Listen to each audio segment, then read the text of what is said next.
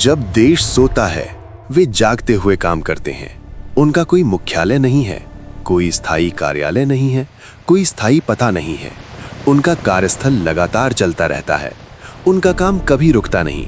जहां अन्य कर्मचारियों की रात्रि ड्यूटी रात 10 बजे से मानी जाती है, उनकी रात्रि ड्यूटी आधी रात के बाद ही शुरू होती है।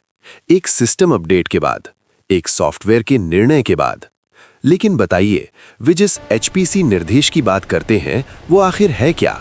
सिर्फ 2 ही रात की ड्यूटी, तभी उसे रात 12 बजे से सुबह 6 बजे तक माना जाता है। लेकिन रेलवे प्रशासन CMS सॉफ्टवेयर के सहारे इस परिभाषा को बदलने का नाटक कर रहा है। रात की ड्यूटी के बाद अगली रात पूरी नींद लेने से ही थकान दूर होती है। ये वैज्ञानिक सच्चाई रेलवे के कठोर सॉफ्टवेयर में फंसकर हमारी यात्रा को दुर्घटना की ओर न ले जाए। क्या थकान रात 12 बजे तक इंतजार करेगी? क्या मानव शरीर डिजिटल घड़ी के अनुसार चलेगा? उनकी जैविक रात के 2 घंटे सिस्टम से मिटा दिए गए, लेकिन दिमाग से नहीं मिटे, नसों से नहीं मिटे, सुरक्षा से नहीं मिटे। वे हजारों लोगों की जिंदगी लेकर चलते हैं। वे भोजन, ईंधन, सैनिकों और यात्रियों को एक जगह से दूसरी जगह पहुंचाते हैं। वे देश को गतिशील बनाए रखते हैं। त्योहार, वे पटरियों पर होते हैं। रविवार, वे ड्यूटी पर होते हैं। घर में कोई आपात स्थिति हो जाए तो भी उसे छिपाकर उन्हें काम करने के लिए मजबूर किया जाता है।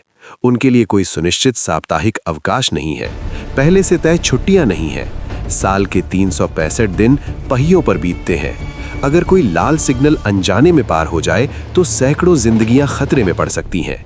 1 सेकंड की थकान, इतिहास फिर से लिखा जा सकता है। फिर भी रेलवे प्रशासन उनके काम के घंटे गिनता रहता है। कोई थकान नहीं, सिर्फ शिफ्ट गिनी जाती हैं। जैविक घड़ी नहीं, डेटा गिना जाता है, मानवीय सीमाएं नहीं। लोको पायलट राष्ट्रीय परिवहन की अग्रिम पंक्ति में है, लेकिन उस अग्रिम पंक्ति की रक्षा कौन करेगा? रात्रि ड्यूटी को स्वीकार कीजिए, थकान को स्वीकार कीजिए, लोको पायलटों को स्वीकार कीजिए, क्योंकि ट्रेनें स्टील की पटरियों पर चलती हैं, लेकिन सुरक्षा मानव सतर्कता पर चलती है। सतर्कता को विश्राम चाहिए। लोको पायलट मशीन नहीं है, मानवीय सीमाओं को स्वीकार कीजिए।